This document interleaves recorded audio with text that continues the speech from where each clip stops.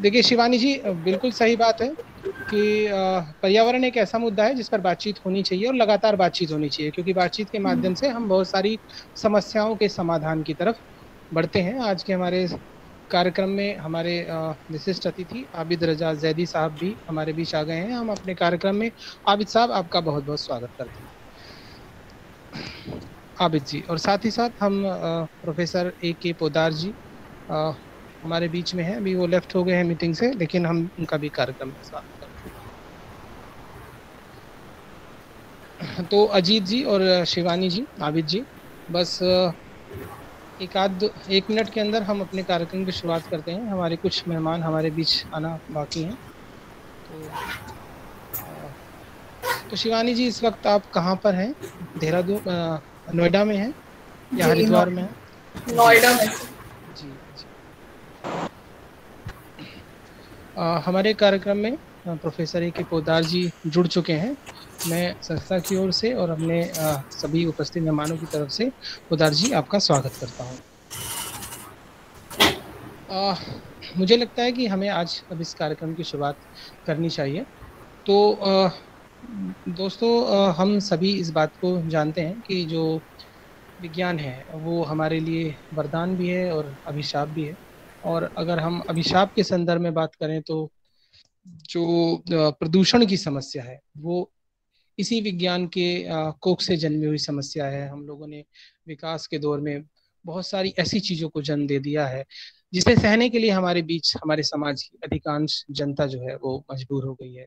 और खास तौर से पहले हम इस बात को कहते थे कि महानगरों में ये प्रदूषण अधिक फैला हुआ है, क्योंकि वहाँ 24 घंटे कल कारखाने, धुआं, मोटर वाहन, ये सारी चीजें मौजूद होती हैं, जहाँ स्वस्थ वायु में सांस लेना दुभर हो गया है। लेकिन बहुत सारे महानगरों की स्थितियां ऐसी हैं जहां आप छतों पे कपड़े सुखाते हैं तो वो काले काले कण उसके ऊपर जमे मिलते हैं। ये काले कण सांस के जरिए हमारे मनुष्य के फेफड़े में जाते हैं और असाध्य रोगों को जन्म देते हैं।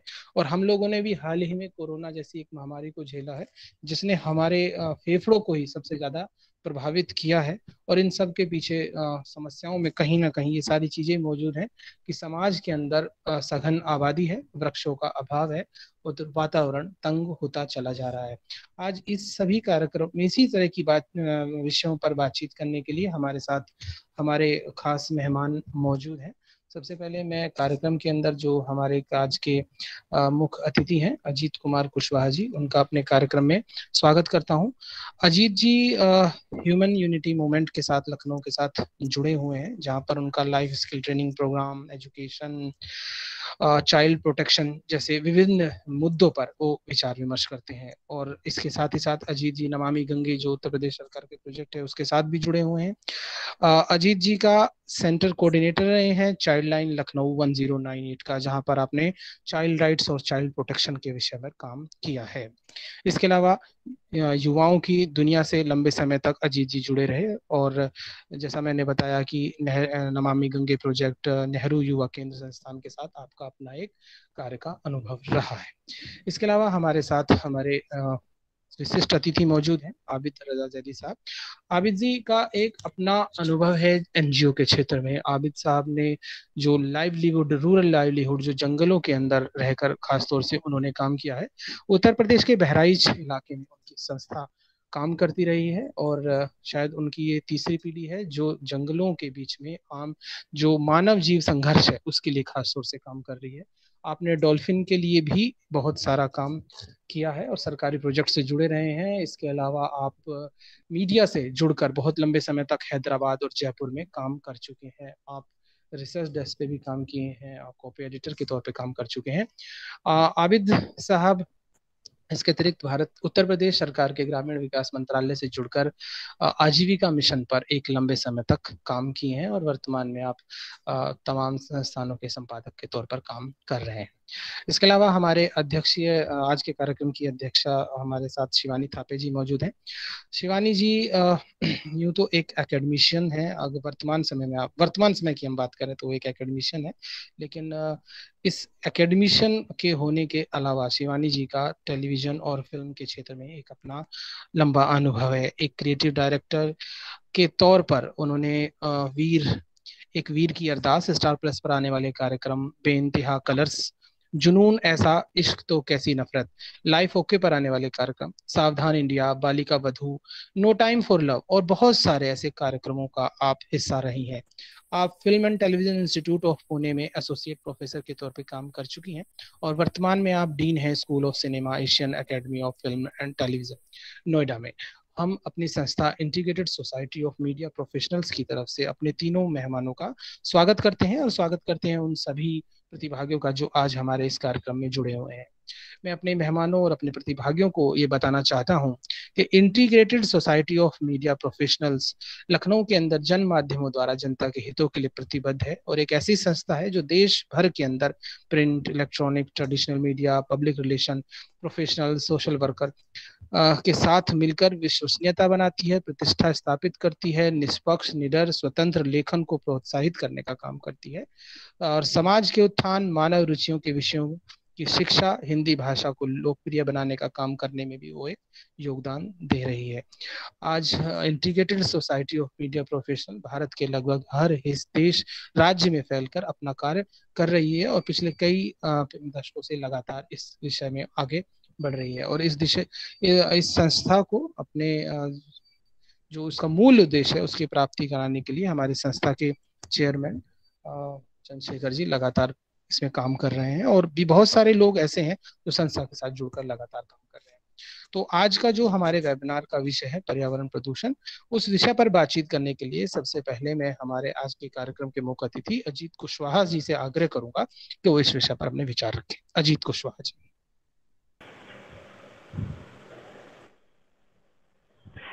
जी, सबसे पहले आप सभी को नमस्कार। मेरी आवाज ठीक से मिल पा रही है?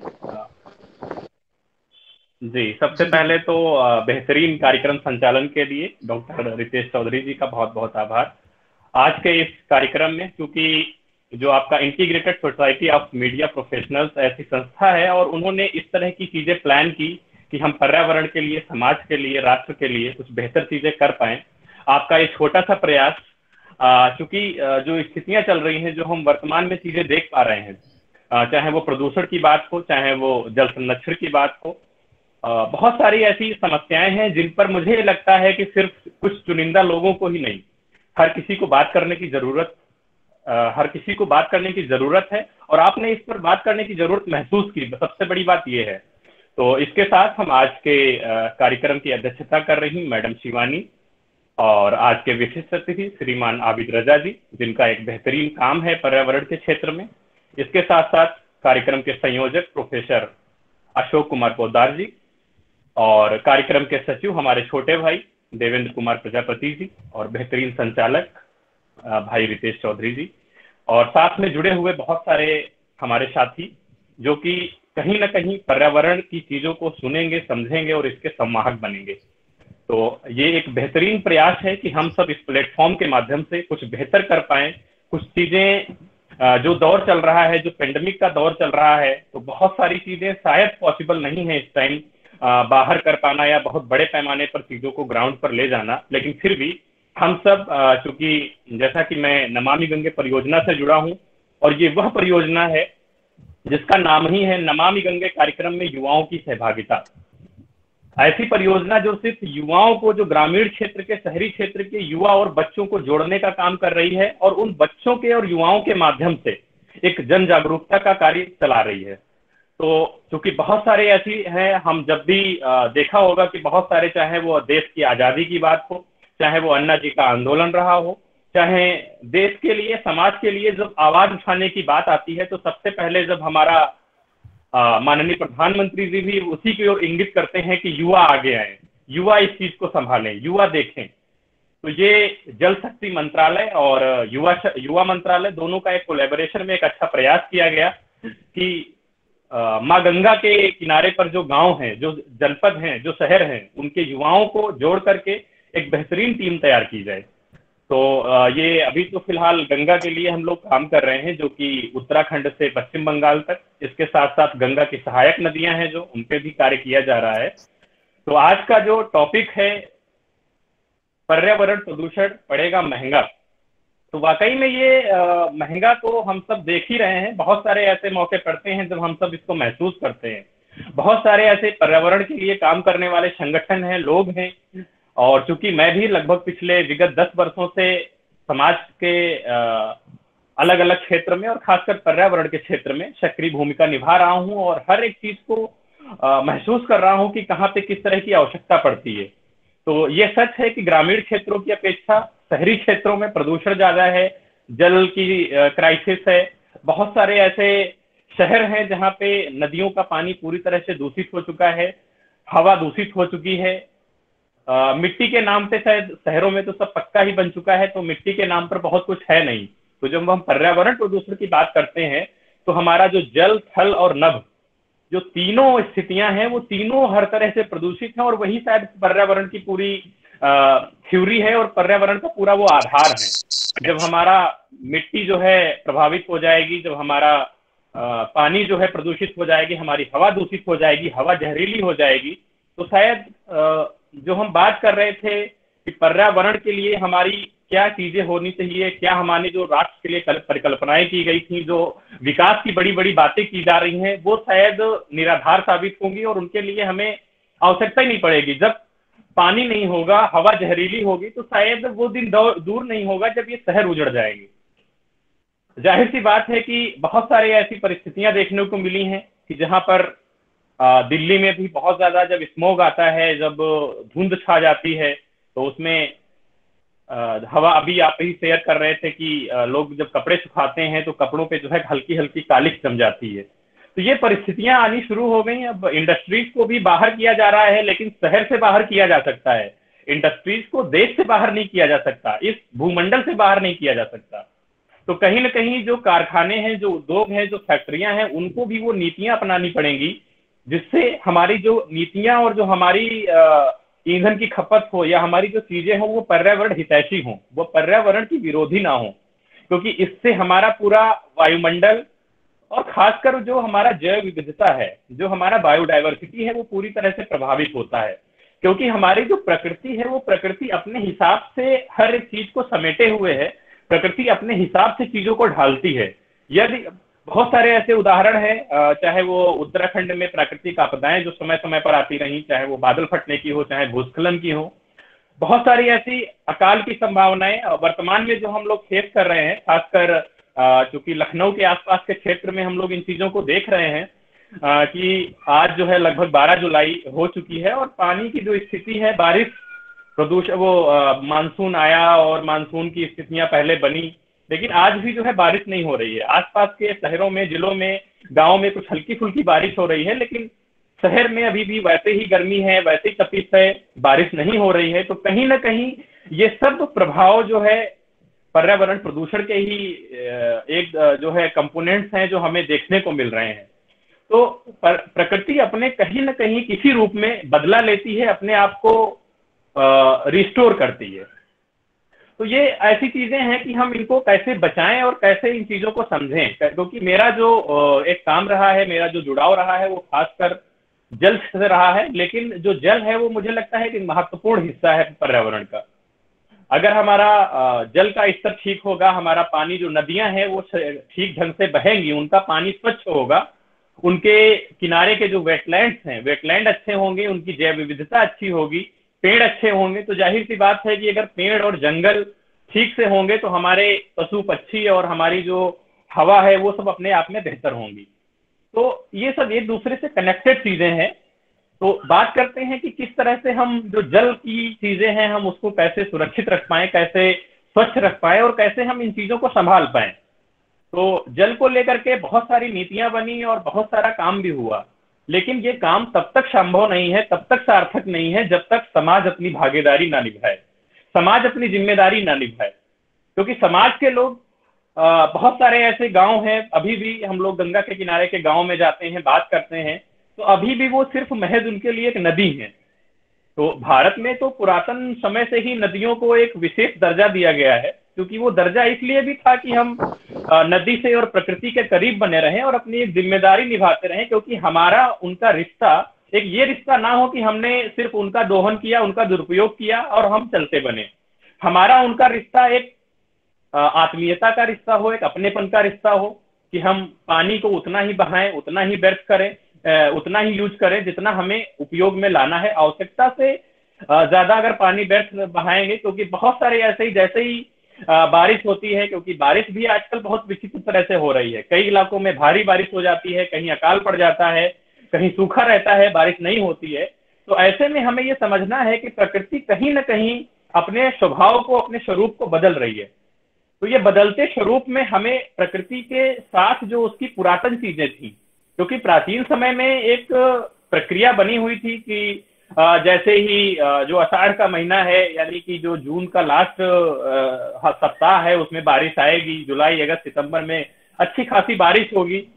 लेकिन अब क्या होता है, मैंने बहुत सारे, चूंकि मैंने आदरणीय जो भारत के जल पुरुष हैं राजेंद्र सिंह जी, मैंने उनके साथ काम किया है जल संरक्षण के क्षेत्र में।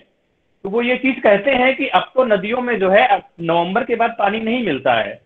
पहले ऐसा होता था कि मार्च अप्रैल तक पानी रहता था, सिर्फ मई या जून के महीने में थोड़ी क्राइसिस होती थी, खासकर उन जगहों पे जो नदियां पहाड़ों से ना निकलकर प्लेन क्षेत्रों से बहती थी। लेकिन अब स्थिति ये आ गई है, जो नदियां पहाड़ों से भी निकल रही हैं, जो हमेशा सदानीरा रहती थी, जिनको पानी की कभी कमी नहीं होती थी, वो नदियां भी अब जो है मार्च और अप्रैल में ही कराहने लग जाती हैं। कारण हमने उसमें गंदगी डालना शुरू कर दिया, हमने फैक्ट्री का गंदा पानी डालना शुरू कर दिया, क्योंकि उसमें जो डॉल्फिन हैं, जो उसमें कछुए हैं, जो हमारे एक तरह से स्वच्छता का काम करते हैं, तो उनको भी कहीं ना कहीं नुकसान पहुंच रहा है। उसके किनारे जो वेटलैंड थे, जो जंगल थे, जो कि उसको शुद्धता को एक तरह से बनाए रखने में मदद करते थे, हमने जंगलों को समाप्त कर दिया, हमने वो वेटलैंड समाप्त कर दिए, हमने हर चीज को हटा करके कृषि योग्य जमीन बना दी। और कृषि में जो जैविक जो रसायन प्रयोग कर रहे हैं, वो भी कहीं ना कहीं जल के लिए, वायु के लिए और मृदा के लिए, तीनों तरह के प्रदूषण में घातक है। भारत सरकार ने भी बड़ा अच्छा प्रयास किया कि अब जीरो बजट प्राकृतिक खेती, जैविक खेती जैसे कंपोनेंट को लाना शुरू किया है, कि इनके माध्यम से हम चीजों को बचा पाए। तो हम लोग भी नमामि गंगे परियोजना के माध्यम से जो गंगा के किनारे के गांव हैं और जो गंगा की सहायक नदियां हैं, उनके किनारे के जो गांव हैं, वहां लोगों को प्रशिक्षित भी कर रहे हैं कि वो इस तरह की जो पद्धति है, जो कृषि की पद्धति है, उसको उपयोग में लाएं, क्योंकि वो उस पद्धति से हम वायु प्रदूषण, जल प्रदूषण और मृदा प्रदूषण, जो पर्यावरण के महत्वपूर्ण कंपोनेंट हैं, हम उन पर काबू पा पाएंगे। इसके साथ देखते हैं कि जब नदी में बहुत सारी चीजें हैं, जब भी बाढ़ आती है, आपने देखा होगा फ्लड के बाद में, जैसे ही फ्लड जाने के बाद में स्थिति सामान्य होती है, कई सारे समुद्री तूफान आए इस बीच, तो सिर्फ और सिर्फ प्लास्टिक, कचरा, बोतल, ऐसी चीजें हमें देखने को मिलती हैं। तो प्लास्टिक तो आज हमारे जीवन का ऐसा अभिन्न हिस्सा बन गया है कि बिल्कुल हमें कहते हैं कि हर तरफ से वो छोड़ने को तैयार नहीं है। हमारी जो दिनचर्या है, वो सुबह से शाम तक प्लास्टिक के इर्द गिर्द घूमती है। चाह के भी आप उसको, आप जितना भी कोशिश करें कि आप थैला लेकर घर से बाहर जाएं, थैला लेकर भी जाते हैं, इसके बावजूद भी बहुत सारी ऐसी चीजें जो हैं, जो प्लास्टिक में, चाहे वो पॉलीथीन में मिले या किसी प्लास्टिक के डिब्बे में कवर होके मिले, तो वो कहीं ना कहीं घातक है पर्यावरण के लिए, और वो मिट्टी में जाकर के मिट्टी के लिए नुकसानदायक बनता है, हवा में उड़ते हैं। जो माइक्रो प्लास्टिक है, वो भी कहीं ना कहीं पानी के साथ जाकर के नुकसान कर रहा है। तो प्लास्टिक का कम से कम उपयोग, अब चूंकि जो सरकारी तंत्र है, क्योंकि सरकार क्या है, सरकार दोनों तरफ से चलती है, वो उद्योगपति और इंडस्ट्रीज का साथ भी देगी, समाज और सोसाइटी का भी साथ दे रही है। बहुत सारी ऐसी चीजें हैं जब हम लोगों को लगता है कि ये विरोधाभास होता है, लेकिन कहीं ना कहीं वो सरकार की नीतियां हैं जो सरकार को अपनानी पड़ती हैं और उसके अकॉर्डिंग उनको कार्य करना पड़ता है। और आज हम शहरी जीवन में इस तरह से अभ्यस्त हो चुके हैं कि कैरी बैग ले जाना, प्लास्टिक, थैली, हर चीज पैकिंग में मिलना। हमारी जो गांव की प्रणाली थी, वो कहीं ना कहीं पहले और अभी भी बहुत स्तर तक ठीक है। अगर कोई दूध लेने जाता है, तो दूध भी आज वो छोटे से स्टील के डिब्बे में या अपने किसी बर्तन में लेके आते हैं। लेकिन आज हमारी शहरों की प्रथा बिल्कुल भिन्न है। हम पैकेट का दूध लेते हैं, वो पाउच, शायद जो दूध का पाउच है, उसको गलने में, सड़ने में या जलाने पे जो उसकी प्रदूषण जो उत्पन्न करता है, वो अपने आप में बहुत घातक है। लेकिन अब वो पूरी तरह से पॉली बैग्स यूज हो रहे हैं। कोई भी हम सामान इस तरह से लेते हैं, प्लास्टिक का बॉटल है आज पानी पीने के लिए, बहुत सारे हमने देखा है कि पिछले 2-3 सालों में जो कार्यक्रम हो रहे हैं, उनमें सरकारी तौर पर प्लास्टिक की बोतल की मनाही है और खासकर ध्यान दिया जा रहा है कि हम कॉपर बोतल यूज करें, बांस का बोतल यूज करें, जो या फिर हम खुद स्वयं के घर से एक बोतल में पानी लेके जाएं। लेकिन ये जो हमारा, हम कहीं भी प्यास लगी और हमने 20 रुपए का पानी का बोतल खरीदा और पानी पिया और बोतल को फेंक दिया, क्योंकि शायद ये सब चीजें हम इर्द गिर्द इतना ज्यादा इन चीजों में फंस चुके हैं कि हम इनसे चाह के भी बाहर नहीं निकल सकते। तो इस प्लेटफॉर्म के माध्यम से, integrated society of media professionals के माध्यम से हम सभी से निवेदन भी करेंगे कि हम कोशिश करें कि जो बोतल बंद पानी है, जो प्लास्टिक का बोतल है, उसको कम से कम उपयोग करें, अपने घर से बोतल लेके निकलें या अपना थैला लेकर के निकलें, क्योंकि जो चीजें हमें मजबूरी बस लेनी ही पड़ रही हैं तो उनको हम ये कोशिश करेंगे, उनको हम डिस्पोज ऑफ कैसे करेंगे, उनको नष्ट करने का क्या प्रक्रिया बेहतर हो सकती है। इसके साथ साथ अभी हम क्योंकि लखनऊ में हम लोग लोक भारती संस्था के माध्यम से एक बेहतरीन प्लान है जो मुझे लग रहा है सबको पसंद भी आएगा, उससे बात करते हैं। क्योंकि कुछ ऐसे जो हमारे घरेलू कचरा है, जो हमारा किचन का कचरा निकलता है या हमारे किचन गार्डन का कचरा निकलता है, उस कचरे को हम करने के लिए अपने घर पे एक छोटा सा वनस्पतिक कचरा निस्तारण बॉक्स लगवा सकते हैं। क्योंकि अक्सर ये होता है कि हमारे घर का जो कचरा निकलता है, हम उसे फेंकने के लिए क्योंकि जब भी नगर निगम के लोग कलेक्शन करने आएंगे, वो एक दिन में आएंगे, दूसरे दिन आएंगे, क्योंकि वो शायद रूटीन वर्क पे बहुत जल्दी उनकी बहुत एक्टिवली नहीं है कि वो सेकेंड डे कूड़ा ले ही जाएंगे। ऐसी स्थिति में भी हम कूड़े को इधर उधर फेंकते हैं, सड़क पे फेंकते हैं। तो उस कूड़े को कहीं कहीं लोग जो है, लखनऊ की अगर बात करें तो यहाँ का जो कुकरेल नाला है, तो कुकरेल अपने आप में नदी है, लेकिन वो कुकरेल नाला बन गया देखते देखते। गोमती की स्थिति भी ये है कि आसपास के जो लोग हैं वो कचरा फेंक देंगे, इवन बहुत सारे नाले उसमें खुले तौर पे गिरते हैं।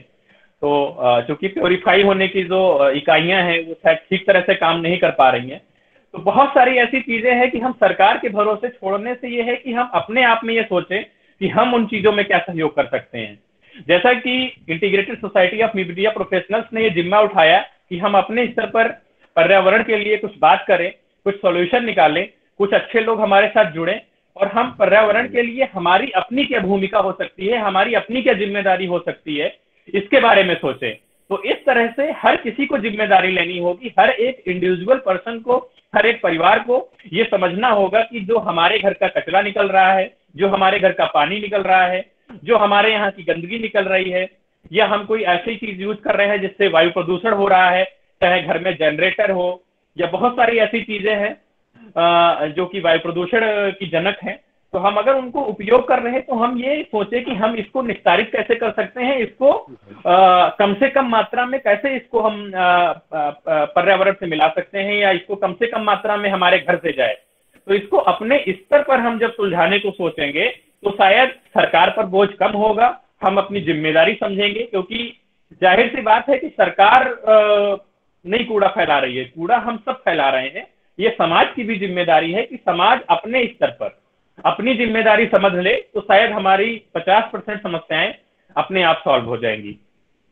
मैंने देखा कि जो रेन वाटर हार्वेस्टिंग की बात कर रहे हैं, पहले तो सिर्फ सरकारी प्रणालियां जो है जल संरक्षण की बात करती थी, जो roof top rain water harvesting है, लेकिन अब बहुत सारे लोग जो नए घर बन रहे हैं, नई कॉलोनी डेवलप हो रही है, वो सारे लोग अब अपने स्तर पर आ करके इन चीजों को कर रहे हैं। और जल संरक्षण के लिए जो हमारा भूगर्भ जल है वो कैसे ज्यादा से ज्यादा ग्राउंड वाटर रिचार्ज हो, जो हमारा वर्षा का जल है वो व्यर्थ बह करके ना जाए, वो ज्यादा से ज्यादा संख्या में जो है जमीन में जाए, इसके लिए वो काम कर रहे हैं। ऐसे बहुत सारे उदाहरण हैं। लगभग ये जो मैंने कचरा निस्तारण पात्र की बात की, ये लखनऊ के लगभग 1000 परिवारों में लग चुका है। इस अभियान के तौर पे हम लोग इसको और भी आगे चलाएंगे कि जो घर की गंदगी है, जो वनस्पतिक कचरा है, सब्जियों के छिलके हैं, चाय पत्ती है, फूल है, किचन गार्डन की जो निकली हुई पत्तियां हैं, तो ये सब जो चीजें हैं वो कहीं ना कहीं कचरा है। लेकिन उसका उपयोग ये है कि जब आप कचरा निस्तारण पात्र में डालते हैं, उसमें एक कल्चर होता है, उस कल्चर को डालना पड़ता है, कुछ उसमें बैक्टीरिया वगैरह रहते हैं, तो वो आपको एक बेहतरीन खाद देता है। वो लगभग 1 हफ्ते में आपको 1 लीटर अच्छी सी लिक्विड खाद देता है, जिससे आप अपने किचन गार्डन में और अपने गमलों में, अपने लॉन में उसमें उपयोग कर सकते हैं, और वो पूरी तरह से गंध रहित होता है। तो ये कुछ चीजें हैं जिनको हम लोग कर सकते हैं ताकि हमारे, क्योंकि घर का जो कचरा है वो जाहिर सी बात है, अगर नगर निगम ले भी जाएगा तो नगर निगम के लिए वो अपने आप में सरदर्द है। वो ले जाएगा, वो किस तरह से निस्तारण कर पाएंगे, नहीं कर पाएंगे, उसको नदी के किनारे उलट देंगे। क्योंकि अक्सर दिल्ली में भी सुना गया है कि देखा है, हम लोगों ने खुद देखा है कि कचरे का पहाड़ बन चुका है। जो कचरे का ढेर है, पॉलीथीन है, गंदगी है, उसका अपने आप में एक पहाड़ बन चुका है। तो ये पहाड़ ना बने, और ये पहाड़ को भी कोई बनना अच्छी बात नहीं है। ये कहीं ना कहीं पर्यावरण के लिए विरोधाभासी है और नुकसानदायक ही है। तो इस तरह की बहुत सारी चीजें हैं जो पर्यावरण के लिए दिन पर दिन नुकसानदायक हो रही हैं, और हम सिर्फ यही सोचते हैं कि अरे मेरे करने से क्या होगा। तो हम ये ना सोचें कि अकेले इससे क्या होगा, क्योंकि कहते हैं कि ये जो गिलहरी प्रयास है, भगीरथ का जो गिलहरी प्रयास है, वो सार्थक होगा।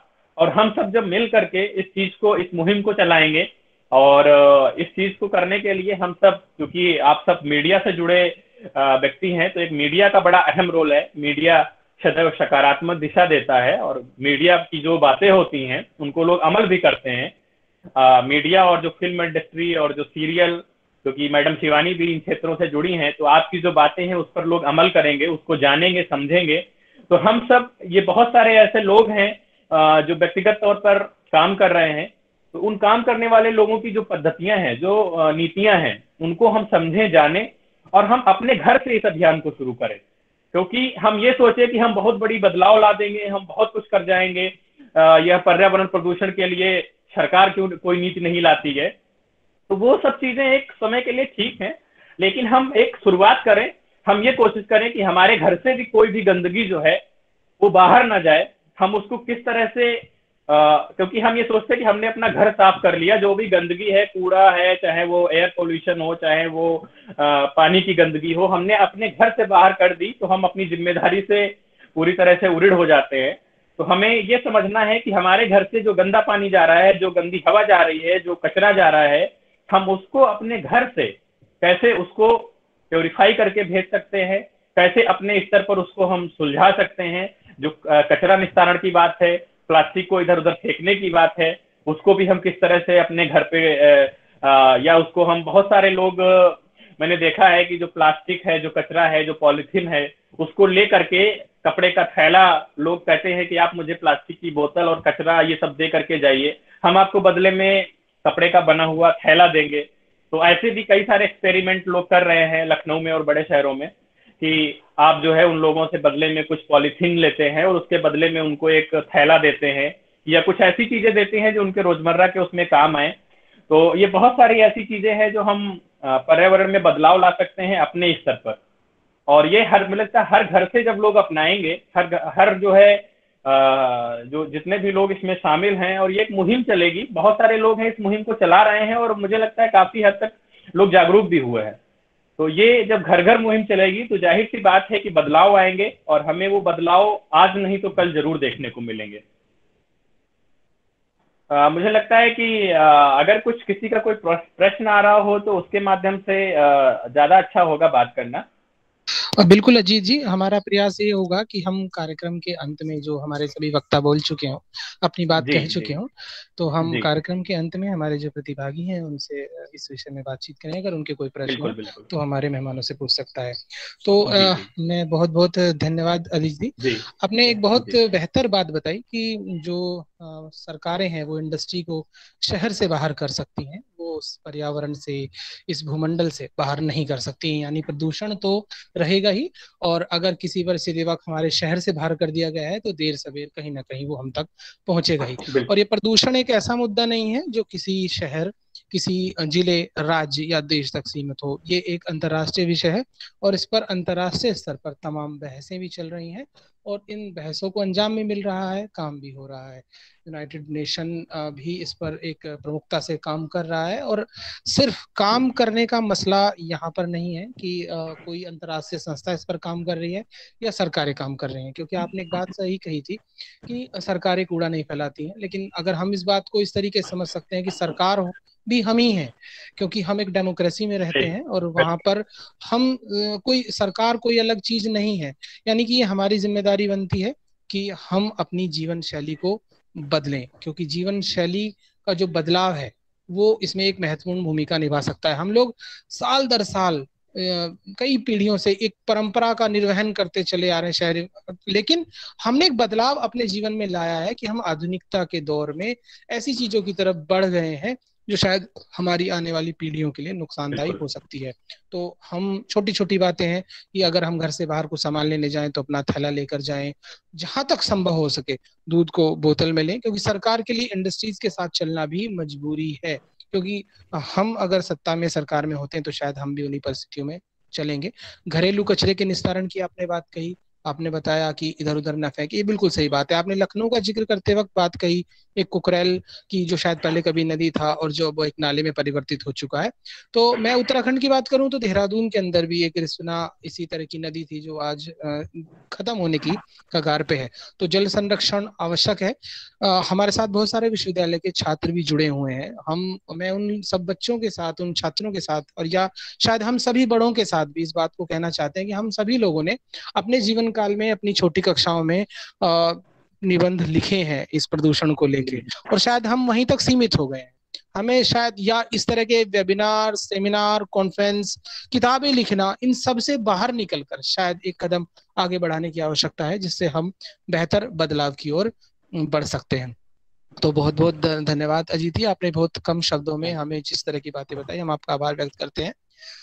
इसी कड़ी में बातचीत करने के लिए हमारे साथ हमारे कार्यक्रम के आज विशिष्ट अतिथि आबिद रजा साहब मौजूद हैं। मैं आबिद जी से आग्रह करूंगा, क्योंकि उन्होंने भी जैसे मैंने बताया था कि बहराइच के क्षेत्र में उन्होंने डॉल्फिन के ऊपर भी बहुत सारा काम किया है। उन्होंने जंगल में जन जो हमारे पेड़ से ही संबंधित नहीं है, बल्कि जो जंगलों में लोग रह रहे हैं उनके संरक्षण के लिए भी बहुत सारी योजनाओं पर काम किया है। तो मैं पहले भी बता चुका हूँ, लगभग तीसरी पीढ़ी है जो वन क्षेत्र से जुड़े हैं, वन जीव संघर्ष के ऊपर काम कर रहे हैं। आपके परिवार के कई सदस्य हैं जो इस तरह की भूमिकाओं में जुड़े हुए हैं। तो हम आपके अनुभव को भी जानना चाहते हैं, आबिद अंजुम साहब।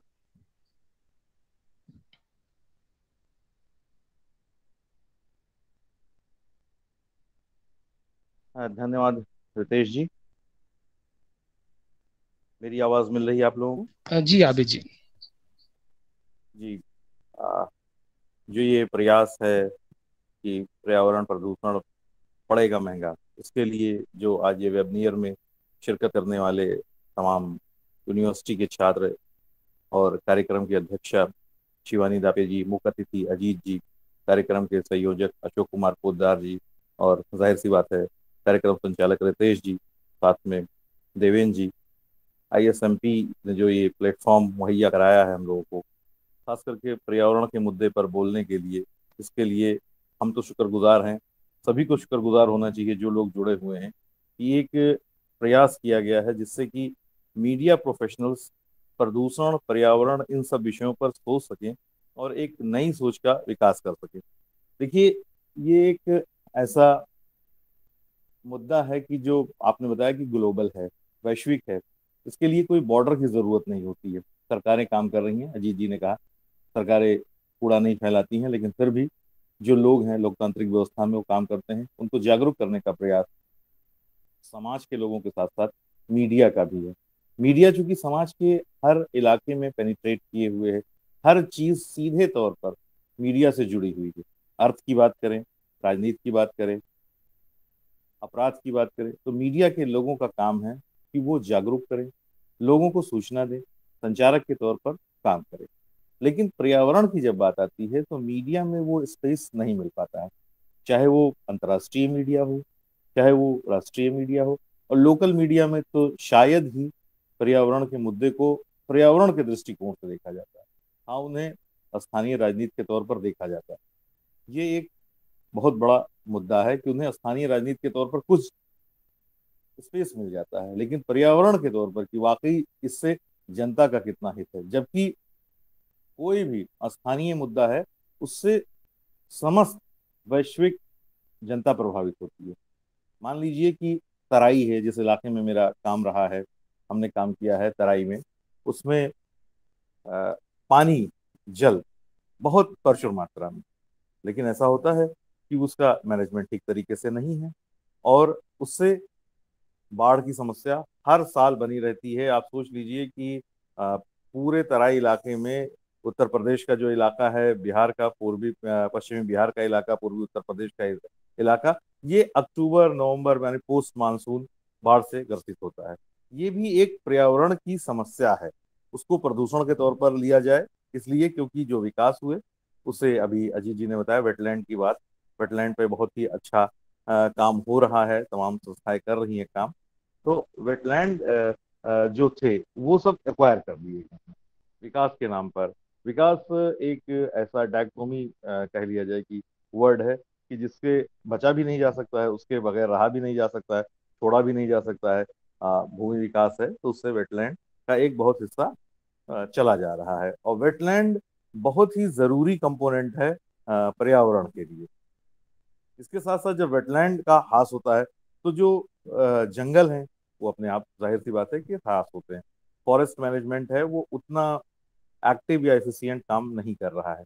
आप जान लीजिए कि जो फॉरेस्ट मैनेजमेंट है उसमें बहुत सी दिक्कतें हैं, और वो पर्यावरण के लिए उतना ही काम कर रहे हैं कि जैसे जैसे कह दिया जाए कि उनकी व्यवस्था चलती रहे। तो इसलिए एक जन सहभागिता, जो जन भागीदारी की जरूरत है, उसको उसका आंदोलन नहीं हो पाया, खास करके उत्तर प्रदेश में तो नहीं हुआ है। इधर पिछले 2-3 सालों से ऐसे आंदोलनों की शुरुआत हुई है, लेकिन वो बहुत ज्यादा पेश नहीं पा रहे हैं क्योंकि मीडिया बहुत ज्यादा इंटरेस्ट नहीं ले रही है उन सब चीजों में।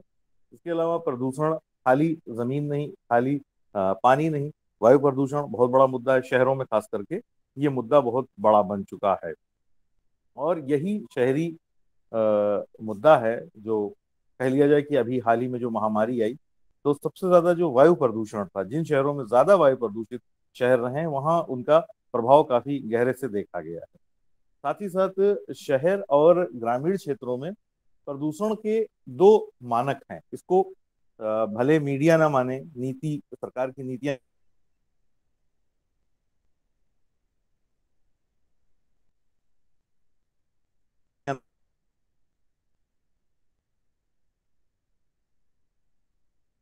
लेकिन प्लास्टिक के बारे में बताया गया है। प्लास्टिक हर जगह मौजूद है, जैसे मीडिया हर जगह मौजूद है वैसे प्लास्टिक हर जगह मौजूद है, उसका कंपोनेंट हर जगह पाया जाता है। उससे बचने का कोई तरीका हम नहीं विकसित कर रहे हैं।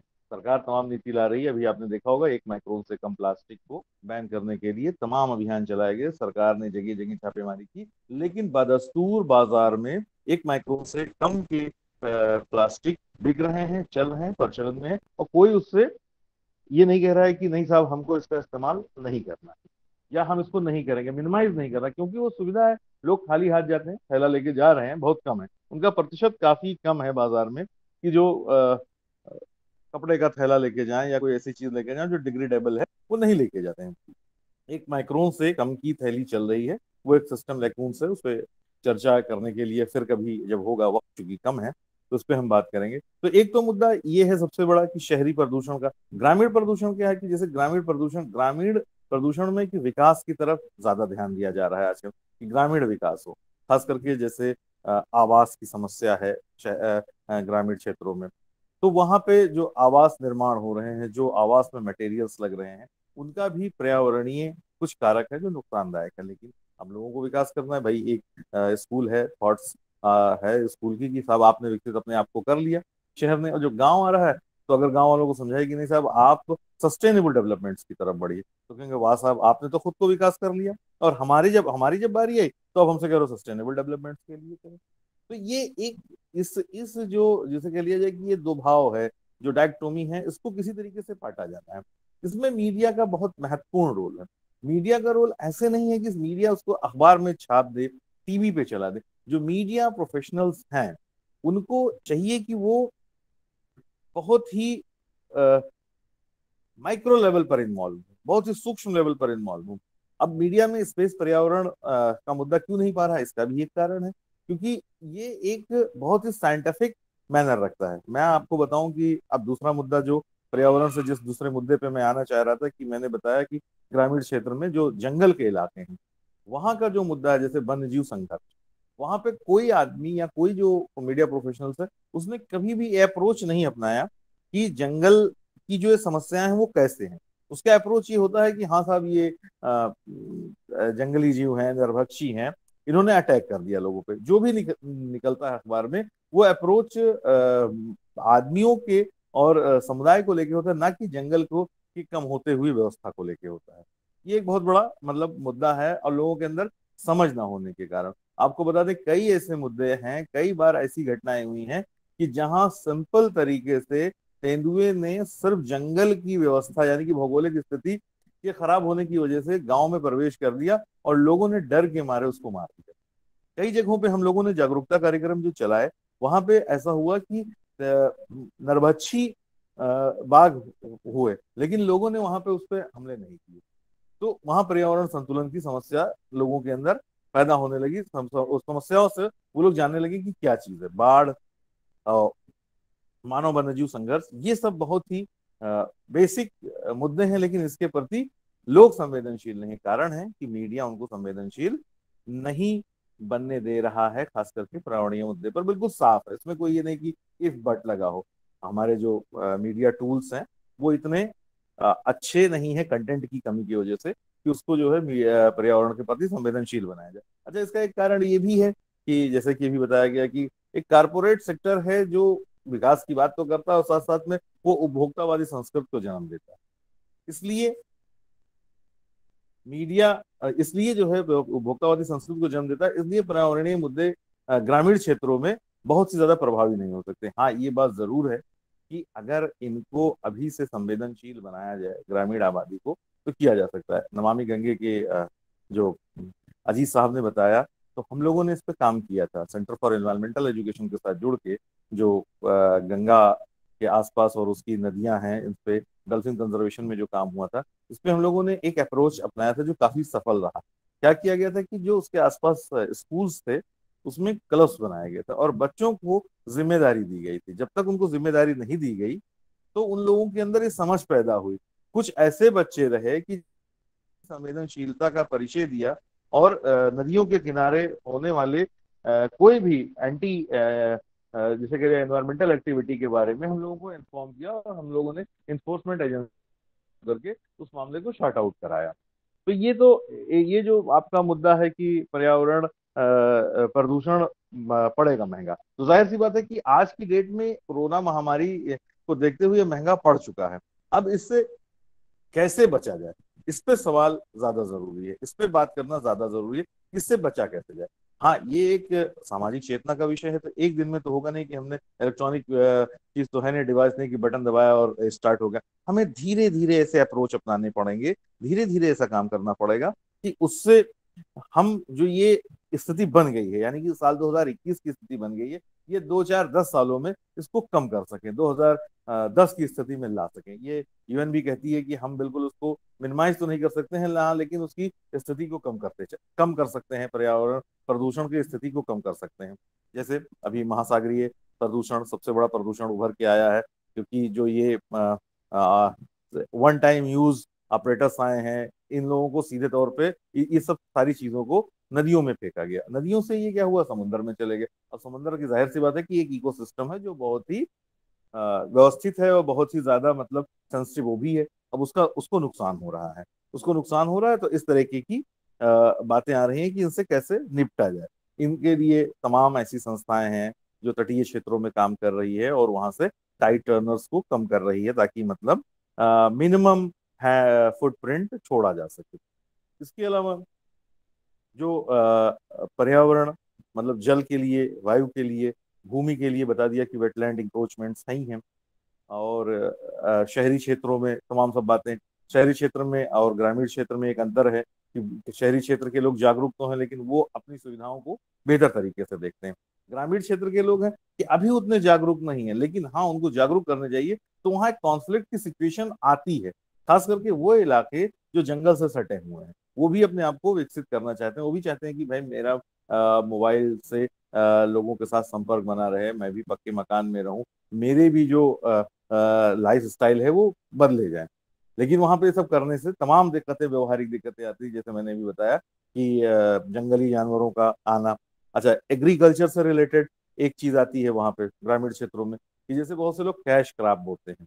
कैश क्रॉप है गन्ना, गन्ना वो लोग बोते हैं। अब वहां पे क्या है कि जंगल से सटे इलाके में गन्ने में टाइगर या तेंदुए आ जाते हैं अक्सर। वो एक बहुत बड़ा कॉन्फ्लिक्ट जन्म देता है, एक बहुत बड़ा मानव वन्यजीव संघर्ष का जन्म देने का कारण है गन्ना। अब उनको किसी दूसरे कैश क्रॉप के बारे में बताइए तो बहुत ही मेहनत करनी पड़ती है कि हाँ साहब उनको हम दूसरे कैश क्रॉप के बारे में बताएं।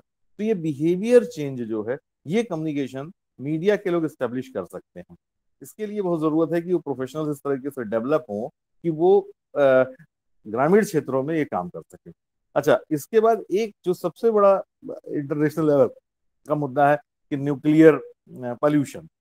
अभी जापान में चल रहा है मामला हाल फिलहाल में कि जो वहाँ पे सुनामी आई थी, उससे काफी नुकसान हुआ था, लेकिन अभी उसका फिर से रिवर्स इफेक्ट दिखने लगा है कि वो जो नुकसान है, लोग कह रहे थे कि हमने बहुत ज्यादा हद तक उस पर काबू पा लिया है, वो काबू नहीं पाए हैं, उससे नुकसान हो रहे हैं। तो ये प्रदूषण का एक बहुत बड़ा मुद्दा है। प्रदूषण के मानक में आप चले जाइए, हम जैसे लखनऊ शहर की बात करें तो लखनऊ शहर में आप जो आउटर लखनऊ है वहाँ के प्रदूषण का वो देख लीजिए, वायु प्रदूषण का पीपीएम, और जो मेन शहर है उसका देख लीजिए। तो इन सब चीजों में फर्क है, मतलब बहुत ज्यादा फर्क पाया जा रहा है, क्योंकि जाहिर सी बात है कि जो मेन शहर है वहाँ पे ये जो व्हीकल्स हैं, जो ये खनिज तेल वाले व्हीकल्स हैं, इनका ज्यादा इस्तेमाल हो रहा है, तो इससे वहां पे हो रहा है। अब बड़े मीटिंग्स होते हैं सरकारी लेवल पे और गैर सरकारी लेवल पे कि कैसे इनसे निपटा जाए। इनसे निपटने का तरीका है कि हमें अपने लेवल पे माइक्रो प्लानिंग करनी पड़ेगी। माइक्रो प्लानिंग का मकसद ये होता है कि जैसे अजीत जी ने बता ही दिया कि पहले परिवार से शुरुआत की जाए, तो उस परिवार से शुरुआत करने के लिए वहां पे भी बड़ी दिक्कतें आती हैं, लेकिन इसको हमको तैयार करना पड़ेगा। विकास का मुद्दा है, इसको हमें सेंसिटिव बनाना है, इसको इस तरीके से बनाना है कि जैसे हमारे पास यूनिवर्सल डेवलपमेंट गोल्स होते हैं, यूनिवर्सल डेवलपमेंट गोल्स को ना बना के बल्कि ये सामुदायिक स्तर पर विकास के मुद्दे बनाए जाए। यानी कि जिस भौगोलिक स्थिति में जो समुदाय रह रहा है वो अपना मॉडल खुद डेवलपमेंट का तैयार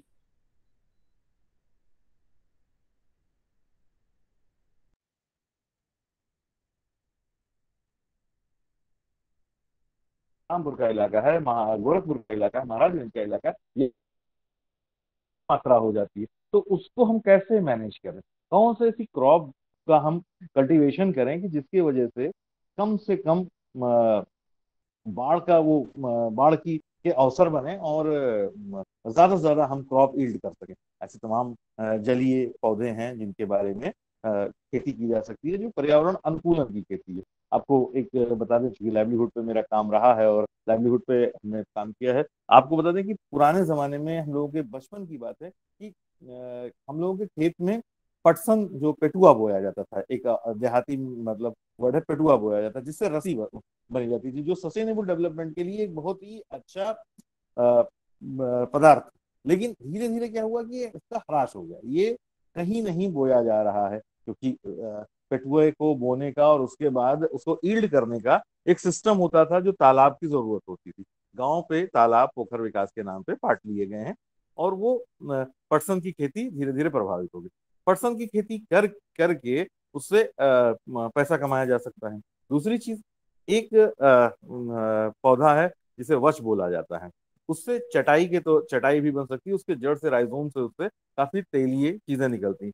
तो ये दो चीजों पे हमने डेवलपमेंट अपने मतलब समुदाय के स्तर पे शामिल किया और कुछ लेवल पे कामयाबी भी मिली, जहाँ जो इलाकों में खास करके गेरुआ और घाघरा के इलाकों में खेती जहाँ शुरू करवाई कि सस्टेनेबल डेवलपमेंट बढ़े बढ़े। लेकिन लोगों के अंदर वो चीज नहीं आती, वो सोचते हैं कि हमें गन्ने से कैश करा फौरन मिल जाता है, फौरन उनको पैसा खाते में आ जाता है, मेहनत कम करनी पड़ती है, लेकिन इसके लॉन्ग टर्म दिक्कतें। हाँ, गन्ने की मतलब ये नहीं कि गन्ना ना बोया जाए, लेकिन हाँ उन इलाकों में बोया जाए जहां पर इसकी उतनी जरूरत है कि जहाँ कॉन्फ्लिक्ट पैदा ना हो। इसी तरीके से हमारे यूपी का जो बुंदेलखंड इलाका है, बिल्कुल सूखा इलाका है, तो पॉलिसी लेवल पे कोई ऐसी चीज डेवलप की जाए, वहां पे ऐसी खेती कराई जाए, वहां पे खेती प्लस एलाइड सब्जेक्ट्स पे काम किया जाए कि जिससे हम हमारी खेती बांस हमारा पैदा हो मैदानी क्षेत्र में और उसके जो प्रोडक्ट्स बने वो बने बुंदेलखंड क्षेत्र में।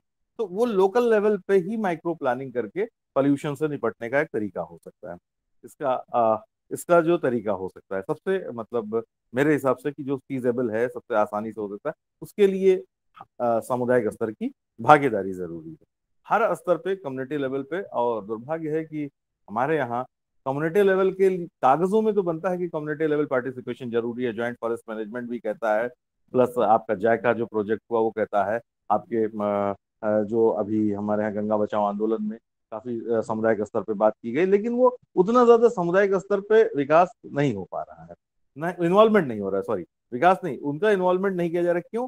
क्योंकि एक तो ग्रामीण क्षेत्र की जनता वैसे थोड़ा सा कह लिया जाए भीरू टाइप की होती है और वो सरकारी तंत्र में इन्वॉल्व नहीं होती। दूसरी जो उनका मैनर होता है वो बहुत गंभीर नहीं होता है, जो सिस्टम है उसका मैनर बहुत गंभीर नहीं होता, तो उनको इन्वॉल्व किया जाना चाहिए, पीपल फ्रेंडली बनना चाहिए, लोगों के साथ बैठना चाहिए।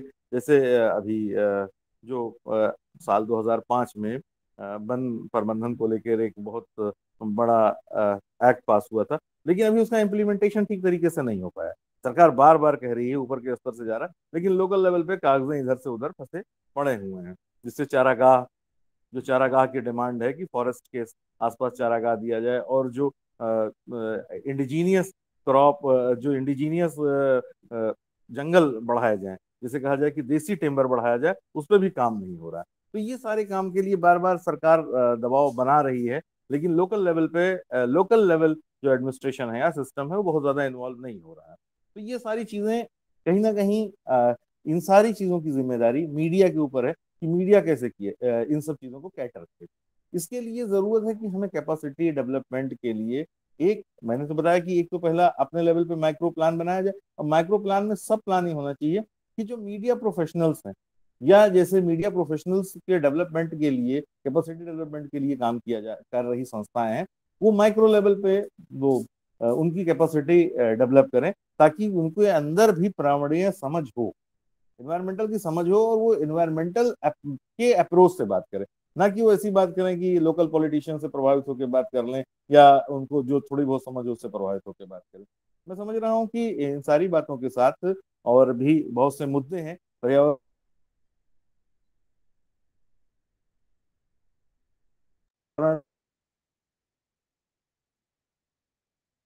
हर जगह जो है फुटप्रिंट की बात हो रही है कि उसको हमको रिड्यूस करना है, तमाम सब चीजें हैं जिसको हमको रिड्यूस करना है, लेकिन ये अपने आप में रिड्यूस तब तक नहीं होंगी जब तक हम या सामुदायिक भागीदारी नहीं होगी। अब मैं अपनी बाड़ी को यहीं पे विराम विराम देता हूँ, और केस के लिए रितेश जी आगे आप कैरी ऑन कीजिए। बहुत बहुत धन्यवाद आबिद जी। आपने हमें बहुत सारे ऐसे विषयों से परिचित कराया जो अगर हम बात करें तो ग्रामीण क्षेत्रों में हम केवल इस बात तक सीमित हो रहे थे। अभी हम अगर जनरली बात करें कि शहरों में कचरे के निस्तारण की बात कर रहे थे, या धुएं से उत्पन्न होने वाली समस्याओं की और प्रदूषण की बात कर रहे थे, लेकिन आपने विभिन्न बहुत सारी अन्य चीजों के ऊपर भी हमारा प्रकाश डाला। आपने इस बात को भी बताया कि जो वन जीव संघर्ष मानव के साथ होता है, तो उसमें जो अधिकांश मीडिया में छपने वाली प्रकाशित खबरें हैं, उसमें दृष्टिकोण मानव दृष्टिकोण ज्यादा नजर आता है। उसमें वन्यजीव दृष्टिकोण की तरफ से खबरों को प्रकाशित या प्रसारित नहीं किया जाता है। इसमें कहीं ना कहीं मीडिया को संवेदनशील बनने की आवश्यकता है। और ये भी तथ्य अपने आप में बहुत महत्वपूर्ण है कि गांव में जब विकास का मुद्दा आया और हम सस्टेनेबिलिटी डेवलपमेंट की बात कर रहे हैं, तो ग्रामीण समाज के क्षेत्रों का यह कहना भी अपने आप में बिल्कुल सही है कि शहरों को तो विकास करते वक्त इस बात का ध्यान नहीं रखा गया, और जब ग्रामीण क्षेत्रों के विकास की बात आती है तो इस मुद्दे को उठाया जा रहा है। दोस्तों, कोरोना के हम सभी ने इस बात को देखा है कि कोरोना जो संकट अभी हम लोगों ने दूसरी लहर बीती है, और हम सब इस बात से आशंका से डरे हुए हैं कि तीसरी लहर आएगी। बावजूद उसके दूसरी लहर के खत्म होने के, कम होने की तरफ जब हम लोग बढ़ रहे हैं, तो हम लोग ये देख रहे हैं कि देश का एक बहुत बड़ा वर्ग अपने अपने आसपास के ऐसे पर्यटक स्थलों पर उमड़ गया है जहां शायद मौसम और प्रदूषण नहीं है। मनाली, पिछले दिनों आप अगर टेलीविजन चैनल की खबरें अगर देख रहे हो, तो मनाली के आसपास तकरीबन 10,000 गाड़ियां दिखाई पड़ रही हैं। 10,000 गाड़ियों में अगर हर गाड़ी में 2 या 3 आदमी होंगे, तो आप हिसाब लगा सकते हैं कि एडिशनल कितना लोड वहां पर आ गया है। तो ऐसी स्थितियों में यह है कि अगर ऐसे लोग आएंगे तो देखिए, टूरिस्ट का आना जरूरी है। टूरिस्ट हमारे देश को एक बहुत बड़ा सपोर्ट देते हैं, लेकिन वर्तमान समय में, वर्तमान हालात में हमें इन सारी चीजों को नजर रखना चाहिए। लेकिन टूरिस्ट जहां भी जाते हैं, वहां कहीं ना कहीं तमाम तरह की और परेशानियां भी सामने आती हैं। तो आपने इस बात को बहुत सही ढंग से बताया कि हमारी एक आदत बन चुकी है कि खाली हाथ जाओ, पॉलिथीन में सामान लेके आ जाओ। तो घूम फिर के फिर बात वहीं पर है, कहीं ना कहीं हमें अपनी जीवन शैली में, अपनी आदतों में बदलाव लाने की आवश्यकता है। अभी जी आपने न्यूक्लियर पोल्यूशन की तरफ भी हमारा ध्यान दौड़ाया, इसके लिए भी हम आपका साधुवाद देते हैं। मैं अपने कार्यक्रम में अपनी अंतिम वक्ता और आज के कार्यक्रम की अध्यक्ष शिवानी थापे जी को आमंत्रित करूं। इससे पहले हमारे कार्यक्रम के बीच में दो मेहमान हमारे साथ जुड़े हैं, मैं उनका स्वागत करना चाहता हूं। दोस्तों, कोरोना महामारी के समय में बहुत सारे परिवार ऐसे हैं जिन्होंने अपनों को खोया है। ऐसे लोग आपके और हमारे बीच इस कार्यक्रम में भी मौजूद हैं। ऐसी ही संस्था में कुछ ऐसे इस देश के अंदर ऐसी भी कुछ संस्थाएं हैं जो अलग अलग तरीके से ऐसी महामारी से प्रभावित लोगों की लिए कुछ ना कुछ अपनी तरफ से योगदान कर रहे हैं। एक ऐसी ही संस्था है एजुकेशन इंडिया, जो देश के अंदर कोरोना महामारी से कोई शिक्षक अगर जिसकी मृत्यु हो गई है, उसके परिवार में उसके बच्चों के शिक्षण की व्यवस्था करने का प्रयास कर रहा है। एजुकेशन इंडिया से दिल्ली ब्रांच से हमारे साथ अक्षिमा जी मौजूद हैं, उनका कार्यक्रम में स्वागत करते हैं। साथ ही साथ महिलाओं के हितों के संरक्षण के लिए, उनकी रोजमर्रा की समस्याओं के लिए काम करने वाली संस्था ब्रेक थ्रू से शुभम सिंह हमारे साथ मौजूद हैं, उनका भी कार्यक्रम में धन्यवाद स्वागत करते हैं। और इस कार्यक्रम को आगे बढ़ाते हुए इसी कड़ी में मैं आज का कार्यक्रम की अध्यक्षा शिवानी थापे जी से चाहूंगा, क्योंकि वो एक एकेडमिशियन है, एक सिनेमा पर्सन है, उन्होंने सिनेमा इंडस्ट्री के साथ जुड़ के काम किया हुआ है, सिनेमा एकेडमिक्स के साथ जुड़ के काम किया हुआ है। तो जो प्रदूषण की समस्याएं हैं उस नजरिए से वो किस तरह से देखती हैं, हमारे साथ साझा करें। शिवानी जी।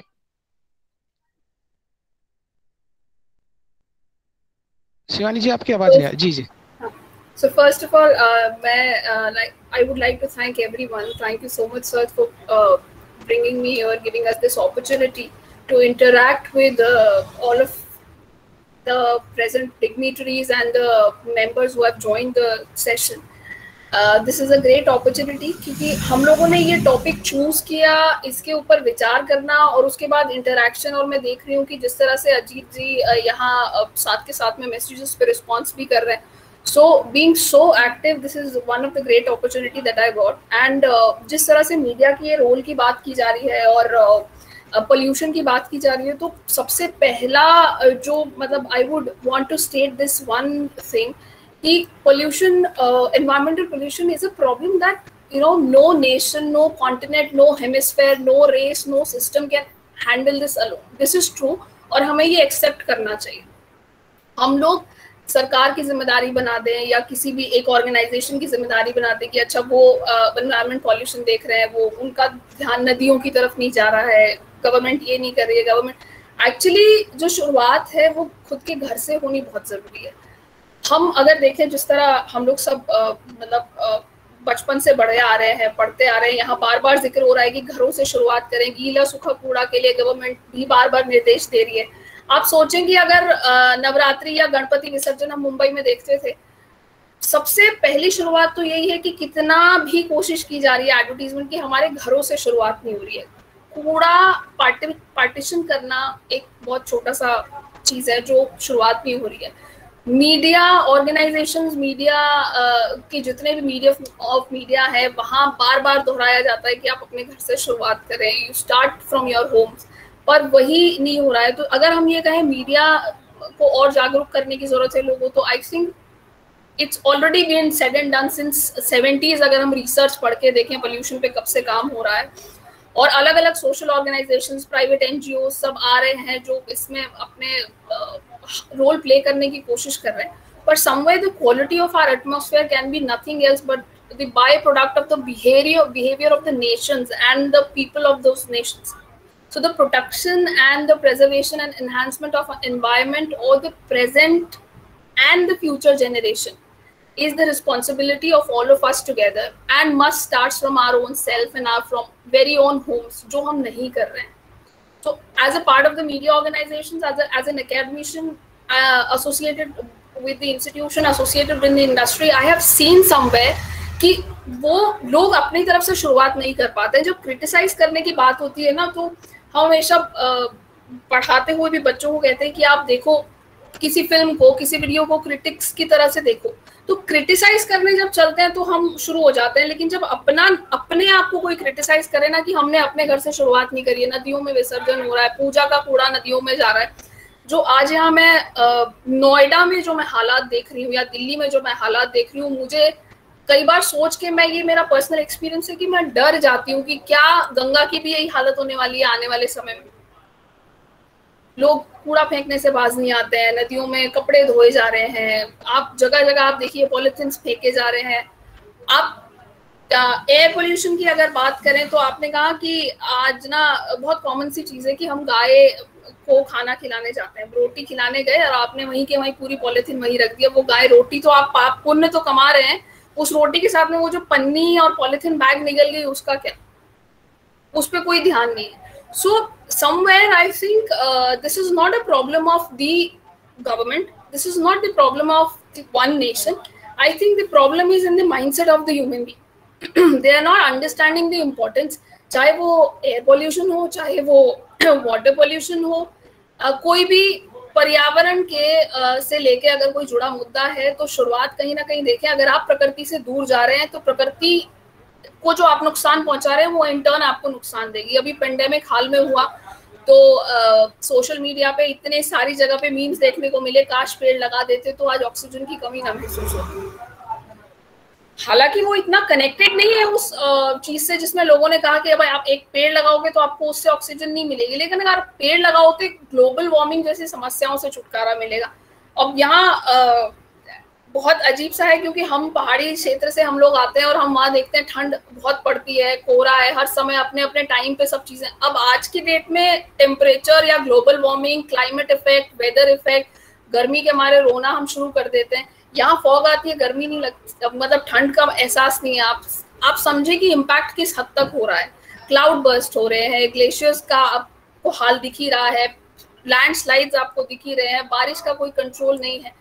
शुरुआत कहाँ, आप लोग खुद से शुरुआत नहीं कर रहे हैं, घर से हमारे शुरुआत नहीं हो रही है। समस्या यहाँ है, हम अपने आप, हम यहाँ बैठने के बाद जब मैं ये देख रही हूँ कि कितने सारे लोग जुड़े हुए हैं, हम लोग सब डिस्कशन कर रहे हैं, लेकिन यहाँ से जाने के बाद कितने ऐसे होंगे जो उस पर इम्प्लीमेंट करेंगे। तो थोड़ा सा मेरी रिक्वेस्ट यही है, कंक्लूजन में, आई थिंक जितना सब कुछ है वो अजीत जी ने, आपने, आबिद जी ने, सबने बहुत सारी चीजें कही हैं, लेकिन शुरुआत, जो मेन मुद्दा यही है कि हमें अपने आप से शुरुआत करनी होगी। अदरवाइज कोई भी नेशन इसको अकेले नहीं सॉल्व कर सकता है। This is not a problem that an government organization can solve it और any NGO can solve it. It is something that we all of us have to together, we have to do it. तो ये मुद्दा है और मुझे लगता है media भी बार बार ये समझा रही है, शायद लोग समझ जाएं, आज यहाँ के माध्यम से समझे। कुछ से शुरुआत होगी, मुट्ठी भर से तो आगे बढ़ेगी। Let's just hope for the best. That's it. That's all I want to say. बहुत बहुत धन्यवाद शिवानी जी।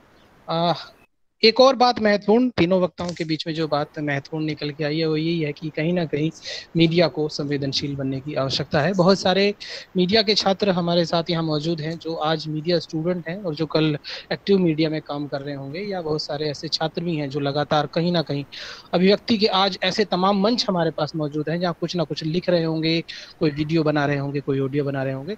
तो हम ऐसी बातों का संचार करें और अपने आप को प्रकृति के प्रति, समाज के प्रति, इस दुनिया और देश के प्रति संवेदनशील बने। बहुत बहुत धन्यवाद शिवानी जी। मैं अपने कार्यक्रम को अंत की ओर बढ़ाता हूं। इससे पहले मैं हमारी संस्था integrated society of media professionals के चेयरमैन चंद्रशेखर जी को आमंत्रित करता हूं कि वो कार्यक्रम के समापन से पहले इस विषय के संदर्भ में कुछ बात करें। चंद्रशेखर जी।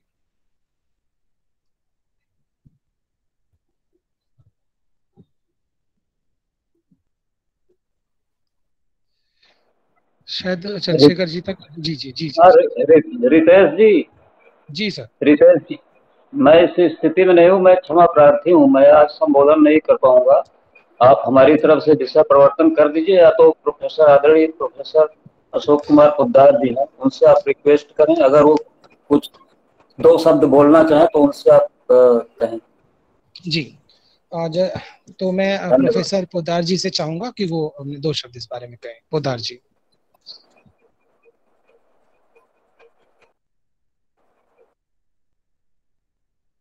पोद्दार जी, आपकी आवाज नहीं मिल पा रही है, आपका माइक म्यूट है। अब पहुंची आवाज? जी सर। आवाज पहुंची? हाँ जी सर, आ रही है जी। सभी विद्वद्जनों और उपस्थित सभी मीडिया के छात्रों। पोदार सर, आपकी तरफ से बहुत डिस्टरबेंस है आवाज का। जी, मैं सभी लोगों का आदर से धन्यवाद ज्ञापित करता हूं।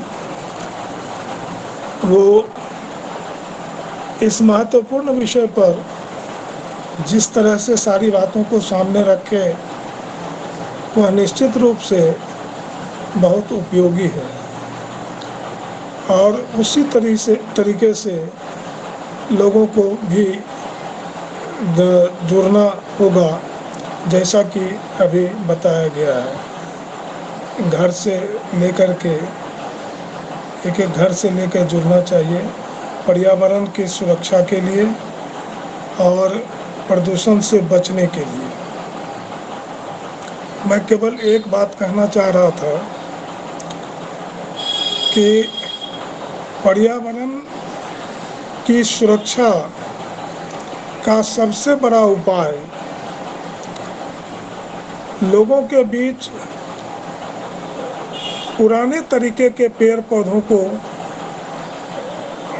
लगाने और उगाने की पहल करने से भी जुड़ा है। पेड़ पौधे शहरों में अब लगभग नहीं बचे हैं और गांवों में भी खेती करने वाले लोग पेड़ पौधों को काट लिए हैं। इसे पर्यावरण को बहुत बड़ा पॉजिटिव स्थिति मिलता है। तो ये तो मेरी अपनी समझ है। फिर आज जो लोग आए हैं, जिन बातों को रखे हैं, उसके लिए मैं उनको धन्यवाद ज्ञापित करता हूँ। ठीक, सबको नमस्कार। धन्यवाद सर। मैं कार्यक्रम के इस समापन में धन्यवाद सत्र शुरू से पहले में जो हमारे उपस्थित जो प्रतिभागी हैं, उनमें से 3 लोग हैं जो शायद अपने सवाल पूछना चाहते हैं। तो अगर इसके मैं कुछ नाम पुकार रहा हूं जिन्होंने अपने मैसेज भेज के सवाल पूछे हैं। शालिनी अपना सवाल पूछना चाहती हैं अजीत जी से। तो शालिनी, आप अपना सवाल पूछ सकती हैं।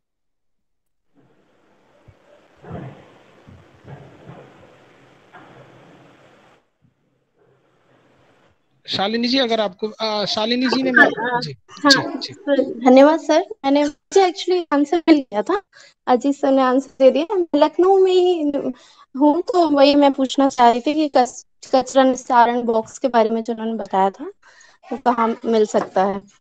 तो वो उन्होंने बता दिया है, मैंने नंबर सेव भी कर लिया है। अगर पॉसिबल हुआ तो हम बिल्कुल वो आप उनको कॉल कर लेंगे। और जो लगाते हैं वो, चूंकि आज भी वो उनकी एज जो है 60+ है, बट वो साइकिल से ही जाते हैं, उनका आवागमन, तो वो पर्यावरण के प्रति पूरा समर्पित, उम्र में भी अगर वो सहयोग कर रहे हैं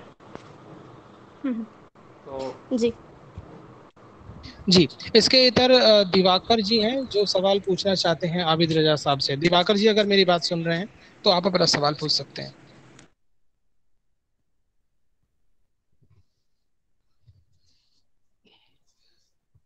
ओके।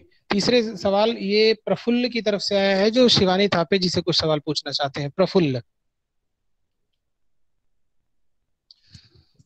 प्रफुल्ल जी ने शिवानी थापे के संबोधन के बीच में हैंड रेज किया था। जी प्रफुल्ल जी। ओके, मेरा सवाल ये है सर कि जनसंख्या वृद्धि जो है वो पर्यावरण के लिए कितना नुकसानदायक है। इस पर चर्चा शायद इस कॉन्टेस्ट में नहीं हो पाया है, क्योंकि मैं लेट से ज्वाइन किया हूँ इसको। जनसंख्या जो बेतहाशा जनसंख्या वृद्धि है वो पर्यावरण के लिए कितना नुकसानदायक है, क्योंकि जनसंख्या वृद्धि कोई भी पर्यावरण प्रदूषण जो भी है, किसी भी हो, वाटर हो, ये सभी पोल्यूशन कहीं ना कहीं जनसंख्या वृद्धि उसमें एक अहम भूमिका निभाता है। जी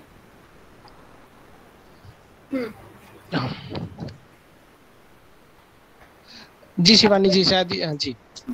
तो डेफिनेटली आप एक तो बहुत अच्छी बात आपने कही है कि हाँ, जनसंख्या वृद्धि एक बहुत महत्वपूर्ण पॉइंट है इसमें, जो like it's very important to understand how it is directly impacting that. क्योंकि इसका डायरेक्ट इम्पैक्ट अब वो कैसे होगा, क्योंकि पोल्यूशन है, अगर पॉपुलेशन बढ़ रही है तो पोल्यूशन के लिए अब उतना ही कचरा आपको डंप करना है, उतनी 10 समस्याएं उसके साथ खड़ी हैं। और समस्या का समाधान फिर वही मैं कहूंगी कि एक ही है कि डेफिनेटली जितना पॉल्यूशन, जितना पॉपुलेशन होगा उतना जो गार्बेज है उसका भी अमाउंट बढ़ेगा। वो जैसे अजीत जी ने कहा था कि पहाड़ बढ़ रहे हैं, पहाड़ क्यों बढ़ रहे हैं? क्योंकि डंपिंग ग्राउंड्स की कमी है, डंपिंग ग्राउंड्स को ढूंढा जा रहा है, अब उसके लिए सोल्यूशन नहीं मिल रहा है कि जो अब कचरा उसका किया क्या जाए। पॉपुलेशन बढ़ रही है तो पॉपुलेशन को रहने के लिए जगह दी जाए या कचरे के डंपिंग ग्राउंड्स के लिए जगह दी जाए, तो समस्या है डेफिनेटली। और विचार किए जा रहे हैं, गवर्नमेंट आ भी रही है, 10 चीजें आ भी रही, 10 पॉलिसीज भी आ रही हैं, एनजीओज भी कोशिश कर रहे हैं, पर वही शुरुआत अपनी तरफ से हो। जब कह रही हूँ कि समस्या यही है कि घर से, मेरा प्रैक्टिकल एक्सपीरियंस है कि पर्सनल एक्सपीरियंस है कि घर से शुरुआत नहीं हो पाती है लोगों के कि हम उसको अलग कर दें ताकि जो गीला कूड़ा है उसको दबा के उसको वापस उसको एक तरह से उसका रीयूज किया जा सके, खाद बना के उसका जो भी और उसके यूसेज है। और प्लास्टिक जो है उसको डंप करके उसका जलाना या जो भी उसके सॉल्यूशंस है, रीयूज के बहुत सारे अभी एक्सपेरिमेंट्स चल रहे हैं, रिसर्चेस चल रही हैं, पर शुरुआत जो है ना बहुत छोटे लेवल से होनी जरूरी है। चाहे वो पोल्यूशन आप उसको पॉपुलेशन से जोड़ लें, चाहे आप उसको लोगों की लापरवाही से जोड़ लें, मुद्दा वही है।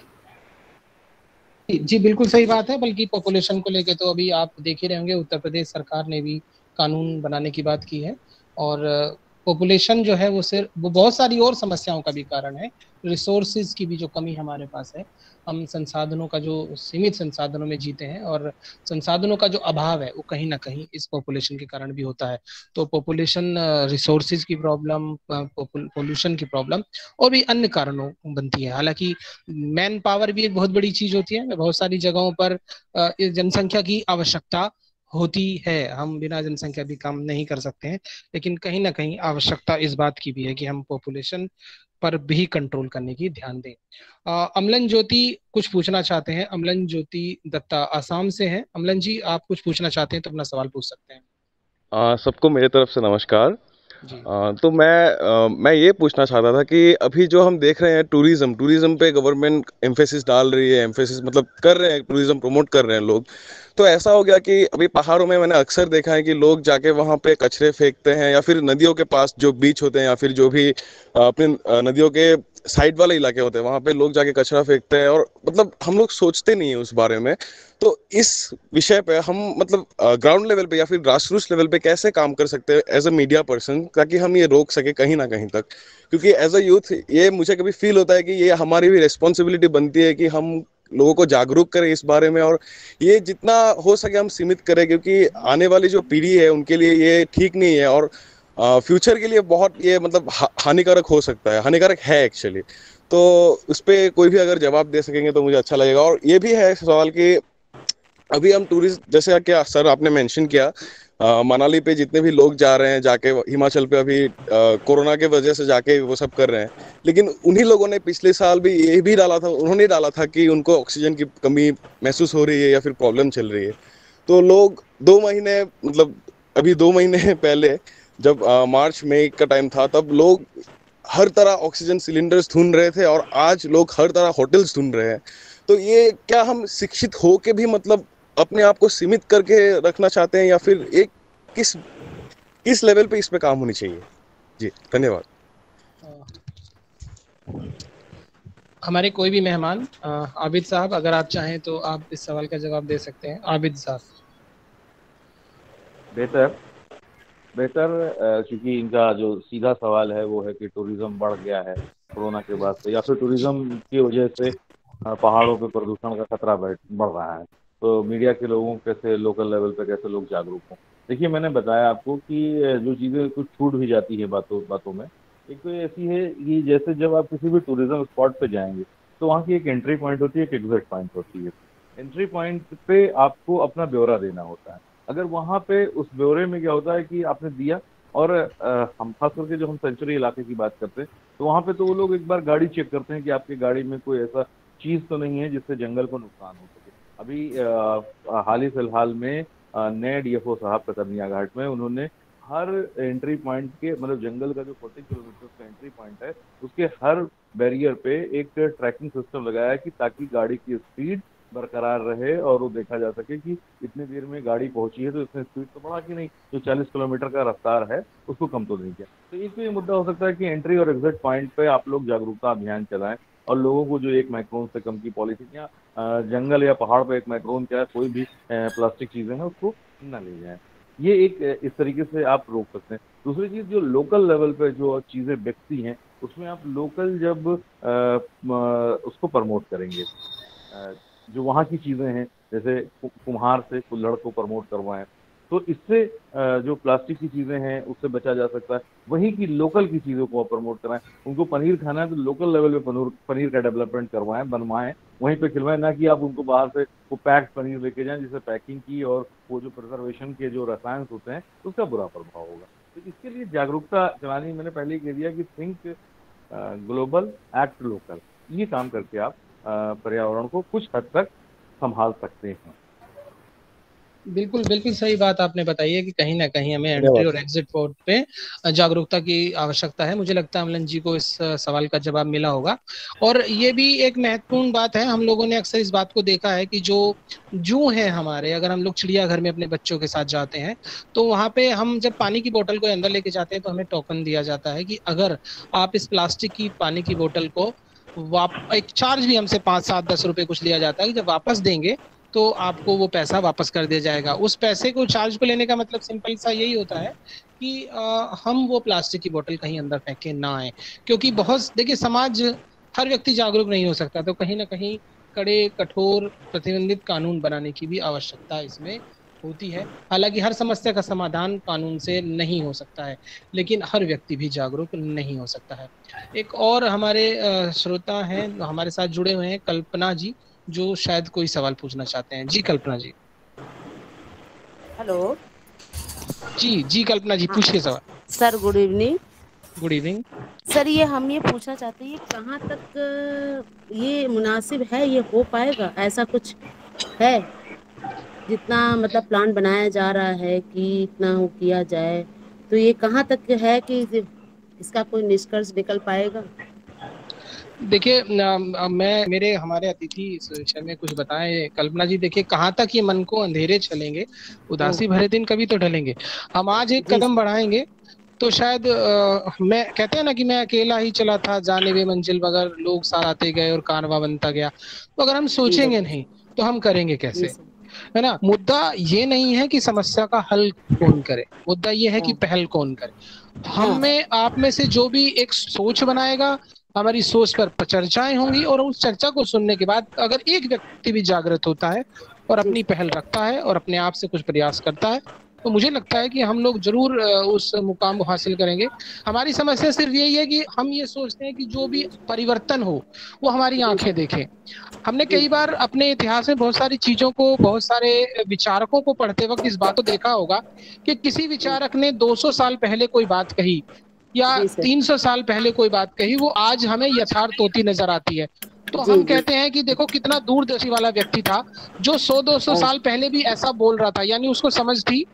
बल्कि उसका एक दूसरा पहलू ये है कि उसने 200 साल पहले उस कार्य को करने का प्रयास किया था या 100 साल पहले कार्य करने का प्रयास किया था, रंग इतने लंबे समय बाद लाया है।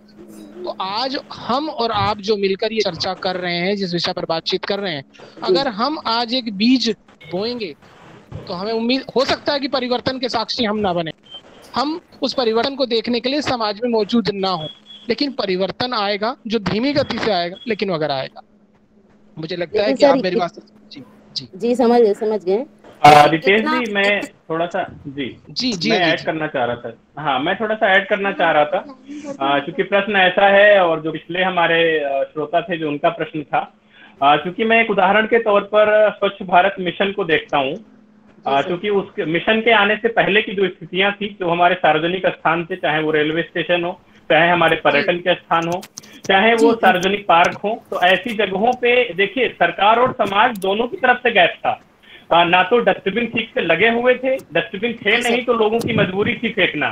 तो कहीं ना कहीं उस अभियान के आने से सही स्थान पर हर जगह अगर आप नजरें दौड़ाएंगे तो आपको सड़क पे, पार्क में, रेलवे स्टेशन पे, हर जगह कहीं ना कहीं डस्टबिन जरूर दिखेगा। आज की ये मौजूदा हालात हैं, और हम अगर नजरें दौड़ाते हैं तो मुझे अगर डस्टबिन दिखता है तो जाहिर सी बात है कि हम कचरा फेंकना है या कुछ कूड़ा डालना है तो आसपास नजर दौड़ा के उस तक लोग जाते हैं। तो आज के जो है 2014 के पहले, 15 के पहले ये स्थितियां नहीं थी, या थी तो बहुत नगण्य थी। तो कहीं ना कहीं चीजें बदली हैं, बदलाव आ रहा है, और शायद डस्टबिन के बावजूद भी 10% लोग उनको यूज नहीं कर रहे हैं। उसमें से हो सकता है 70%, 50%, 80% लोग ही उपयोग कर रहे हों, लेकिन कहीं ना कहीं अगर 50% भी उपयोग कर रहे हैं तो हम कोशिश ये करें कि जो 50% अब नहीं उपयोग कर रहे हैं उनके स्वभाव में कैसे परिवर्तन लाया जाए, उनका जो बिहेवियरल चेंज है वो कैसे आए। तो वो सब धीरे धीरे सोसाइटी में चीजें बदलाव आएंगे, क्योंकि ये प्रक्रिया 5 साल, 10 साल, 15 साल समय जरूर लगेगा, लेकिन बदलाव संभव है। तो लेकिन हम सर जी सर बात ये है, सबसे बड़ी बात ये है कि अगर मैंने ये देखा है कि लोग इतना जागरूक होने के बावजूद भी क्या कहते हैं, वो पान मसाला गुटखा खाते हैं, सड़क पर ऐसा ऐसा थूकते हैं कि वहां से निकलने का मन तो करता नहीं है। अगर वहां पे हम टोकना भी चाहें या मना भी करना चाहें उनको, तो वो ये कहते हैं कि आपका थोड़ी ना खाते हैं, हम अपने पैसे का खाते हैं, और मेरा 5 रुपया या मेरा 3 रुपया, मेरा 2 रुपया बर्बाद हो गया अगर हम नहीं खाएंगे, हम कैसे काम कर पाएंगे, हम टैक्सी कैसे चला पाएंगे। ये सारी समस्याएं अगर इतना ही अगर आएगा तो सड़क पे तो चलना दूभर हो जाएगा। देखिए कल्पना जी, सरकार ने जो भी हमारे उत्पाद हैं, ये गुटखा, तम्बाकू, इन सारी चीजों को खाने के लिए प्रतिबंधित नहीं किया है, लेकिन सड़क सार्वजनिक जगह, वहां पर थूकना मना है। आपको पता होना चाहिए, इसके लिए सरकार ने जुर्माने की भी व्यवस्था की है। लेकिन ये व्यवस्थाएं हैं, देखिए हम जी हाँ बिल्कुल मानते हैं, क्योंकि जो जुर्माना जिन्हें वसूलने की जिम्मेदारी दी गई है खुद इसमें शामिल होते हैं, तो एक व्यवस्था है। इसीलिए देखिए 5 उंगली बराबर नहीं होती है, और इसीलिए हम शायद बातचीत कर रहे हैं कि शायद हम सब में से कोई निकल के आगे इस बात को, विचार को आगे बढ़ाए, सरकारें आपस में बातचीत करें कि हम ये बदलाव की ओर बढ़ सकें। मैं एक चीज और साझा करना चाहता था कि हमारे बीच एक बच्ची है जिसने अपना एक पोस्टर पर्यावरण से संबंधित हमारे साथ साझा किया है, तो मैं देवेंद्र प्रजापति जी से चाहूंगा कि वो पोस्टर हमारे साथ शेयर कर सकें तो करें। और इतने वो पोस्टर शेयर कर रहे हैं, साथ ही साथ हमारे एक और श्रोता हैं जानी भगनेश जी, गुजरात से, तो मैं ये चाहूंगा वो कुछ सवाल पूछना चाहते हैं तो अपना सवाल रखें, और उनके सवाल के साथ साथ मैं देवेंद्र प्रजापति से आग्रह करूंगा कि वो पोस्टर शेयर कर दें हमारे साथ। जी सर, धन्यवाद रितेश सर। जी आई एम भगनेश जानी, और मेरा ये मतलब सवाल था, जैसे कि हम सब ने बात किया कि टूरिज्म स्पॉट पे भी कचरा होता है, और आज भी इंडिया के ऐसे बहुत सारे सिटीज है जहाँ पे प्लास्टिक पोल्यूशन बहुत ज्यादा ही है। मतलब इतनी जागरूकता आई है, हर जगह डस्टबिन है, फिर भी आज इंडिया के कई सारे ऐसे राज्य है जहाँ पे, कई राज्यों के ऐसे शहर है जहाँ पे बहुत ज्यादा प्लास्टिक पोल्यूशन देखने मिलता है। ना ही सॉलिड वेस्ट मैनेजमेंट या वेट मैनेजमेंट का मतलब उनको ज्ञान वगैरह दिया जाता है। तो मुझे मतलब मेरा ये था कि जैसे कि हम देखते हैं कि प्लास्टिक तो हर जगह है, इतने लॉज, इतने कानून या मतलब सब कुछ होके भी प्लास्टिक हर जगह मतलब हमें दिखता ही। तो ये प्लास्टिक का मतलब हम रीयूज, रिसाइकल कर सके। जैसे हम जानते हैं कि आजकल बहुत ज्यादा ही इनोवेशन हो रहे हैं, जैसे कि प्लास्टिक का मतलब जो प्लास्टिक होता है उससे हम इको ब्रिक्स बना सकते हैं, फिर बहुत सारी मतलब बेंचेस वगैरह बना सकते हैं, रोड बना सकते हैं, और ऐसी बहुत सारी जो इंडस्ट्रियल यूज कर सकते हैं, हम रीयूज कर सकते हैं प्लास्टिक को। तो ऐसे जो इनोवेशन है उनको सरकार को कहीं ना कहीं उनका प्रोडक्शन करके मतलब लोगों तक पहुंचाना चाहिए, एडवर्टाइजमेंट के थ्रू, या तो कोई मतलब जो स्टूडेंट्स है, इतने सारे स्टूडेंट्स हैं हमारे पास इंडिया में, तो उनके थ्रू कहीं ना कहीं मतलब सरकार ऐसी जागरूकता के लिए आयोजन करे जहां उनको ये मौका मिले कि वो लोग ये जागरूकता हर जगह मतलब फैला सके जाके, और कहीं ना कहीं सरकार उनको सारी सुविधाएं मतलब प्रोवाइड करे, जिससे इसका एक ये जो एडवर्टाइजमेंट है इको लाइफ के लिए और आने वाले फ्यूचर के लिए, एनवायरनमेंट के लिए, जो सरकार को मतलब थोड़ा मतलब बाहर लाना चाहिए। क्या लगता है सर आपको, कोई मतलब बता सके तो?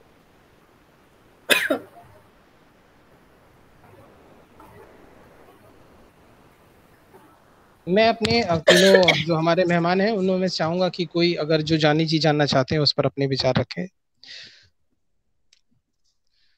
आबिद जी, शिवानी जी और अजीत जी, तीनों में से कोई भी अगर आप इस बात को जी बिल्कुल, आपका जो प्रश्न है, जो सवाल है, वो बिल्कुल बेहतर है और कई सारे ऐसे उदाहरण भी हैं जहां इस तरह के इनोवेशंस जो हैं उनको जगह दी जा रही है। जैसे मैं उदाहरण के तौर पर अगर वाराणसी बनारस की बात करूं, जो कि अपने आप में माँ गंगा के पावन तट पर है और वहां की एक आस्था और चूंकि माननीय प्रधानमंत्री जी का संसदीय क्षेत्र भी है, तो वहां की एक महत्ता अपने आप में बढ़ जाती है। और काशी जो कि प्राचीनतम शहर भी है, तो वहां पर जो हमारे बीएचयू के बहुत सारे छात्र हैं और बहुत सारे हमारे जो गंगा दूत हैं और गंगा मित्र हैं, क्योंकि वहां की जो युवा टीम है उनको हम गंगा दूत और गंगा मित्र के नाम से संबोधित करते हैं।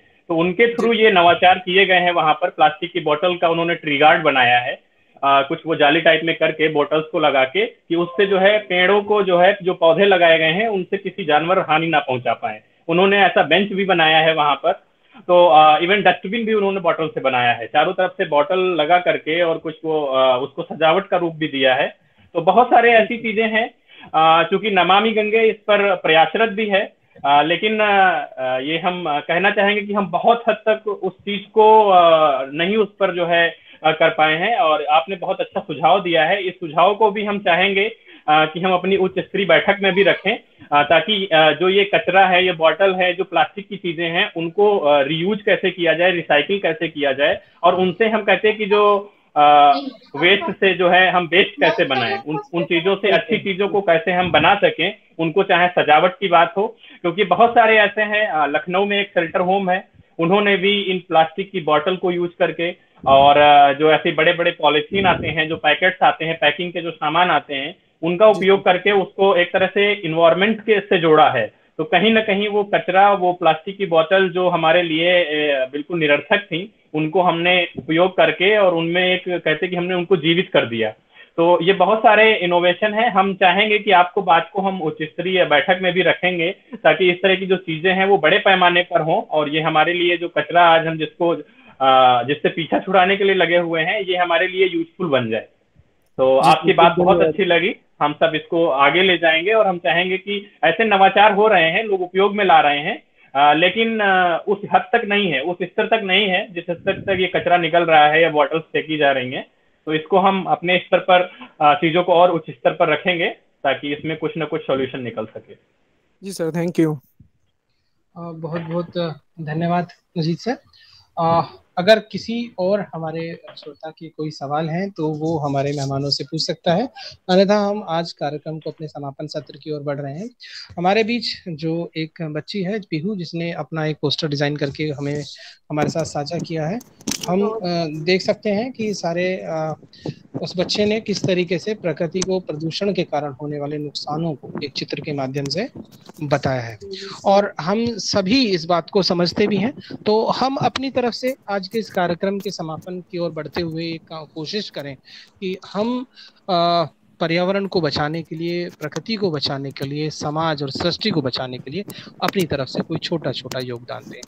तो मैं चाहूँगा कि देवेंद्र प्रजापति जी कार्यक्रम में सभी हमारे उपस्थित मेहमानों को धन्यवाद दें और कार्यक्रम का समापन। देवेंद्र जी।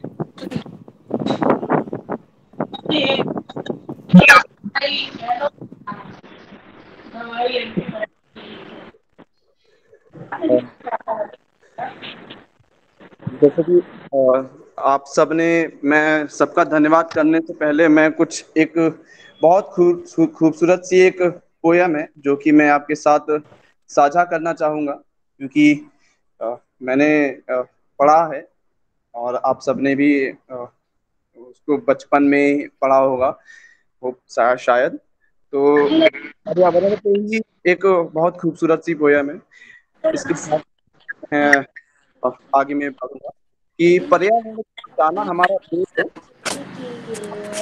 ये समय हो। पर्यावरण अगर नहीं रहेगा सुरक्षित, हो जाएगा सब कुछ दूषित। भले ही आप पेड़ लगाए एक, पूरी तरह से करे उसकी देख रेख। सौर ऊर्जा का करे सब उपयोग, कम करे ताप विद्युत का उपभोग। रासायनिक खाद का कम करे छिड़काव, भूमि को प्रदूषित होने से बचाओ। कचड़ों का समुचित रीति से करो निपटारा। फैक्ट्रियों में जब सौर यंत्र लगाई जाएंगी, वायु प्रदूषण में अपने आप कमी आएगी, तब जाकर पर्यावरण प्रदूषण में कमी आएगी, आधी बीमारियां अपने आप चली जाएगी। इसी के साथ ही मैं धन्यवाद देना चाहूँगा हमारे मुख्य अतिथि श्री अजीत कुमार कुशवाहा जी का, जो नमामि गंगे के राज्य परियोजना सहायक हैं उत्तर प्रदेश से। हमारे विशिष्ट अतिथि आबिद रजा सर, संपादक और सामाजिक संचारक हैं लखनऊ से, और हमारी Shivani Dape, school of cinema, Asian academy of film and television, Noida से डीन हैं हमारी। आप सभी का मैं इस कार्यक्रम को सफल बनाने के लिए आप सबका धन्यवाद अदा करना चाहूंगा, और साथ साथ में हमारे सभी छात्र और हमारे सभी पार्टिसिपेंट का भी मैं धन्यवाद अदा करना चाहूंगा। और मैं धन्यवाद अदा करना चाहूंगा हमारे कार्यक्रम के संयोजक प्रोफेसर अशोक कुमार पोद्दार जी का, और कार्यक्रम के संचालक श्री डॉक्टर रितेश चौधरी जी का भी मैं कार्यक्रम के संचालन के लिए मैं बहुत बहुत आभारी और धन्यवाद प्रकट करना चाहूंगा। और आप सबका धन्यवाद हमारे इस कार्यक्रम को कहते हैं सफल बनाने के लिए। इसी के साथ मैं कार्यक्रम को अंत करता हूं, और थैंक यू।